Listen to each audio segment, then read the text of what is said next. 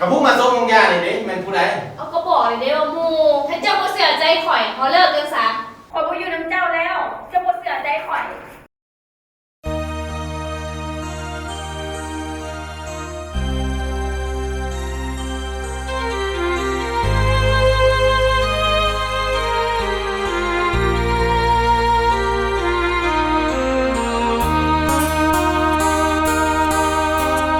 หักกันมาแสนโดนอายบ่เคยคิดมีคนหมาย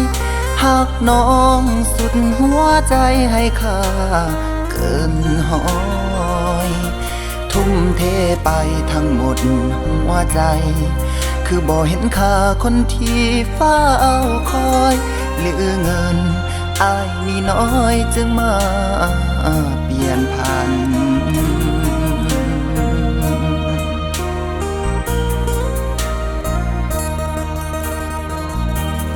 ผลสุดท้ายน้องก็ทีมให้อายเจ็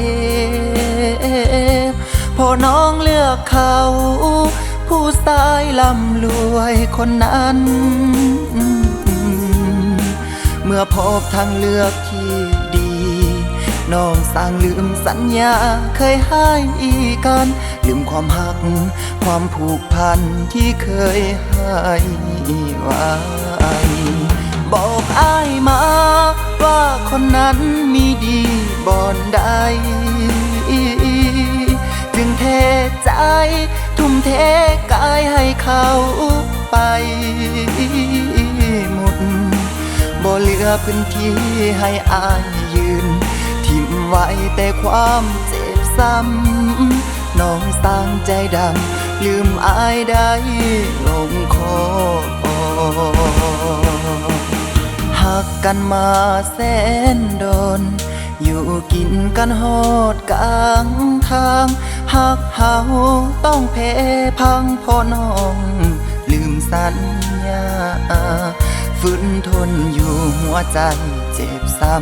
ำอยู่ต่อคงเสียเวลาเพราะใจของน้องนั้นบ่คือเก่า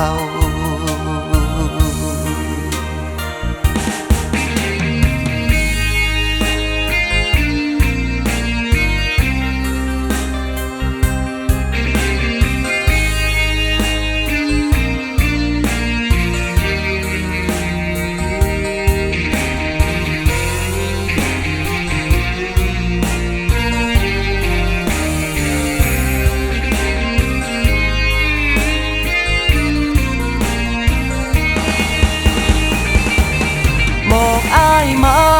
ว่าคนนั้นมีดีบ่อนใด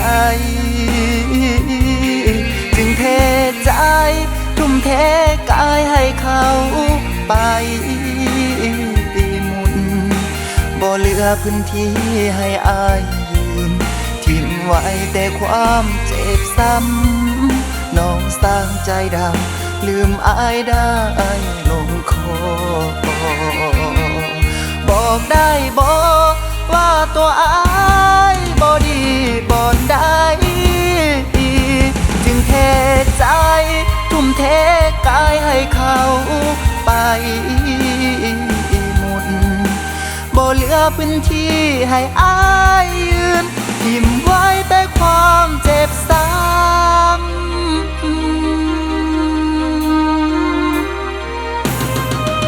น้องสร้างใจดำลืมอายได้ลงคอน้องสร้างใจดำปล่อยให้อายอยู่คนเดียว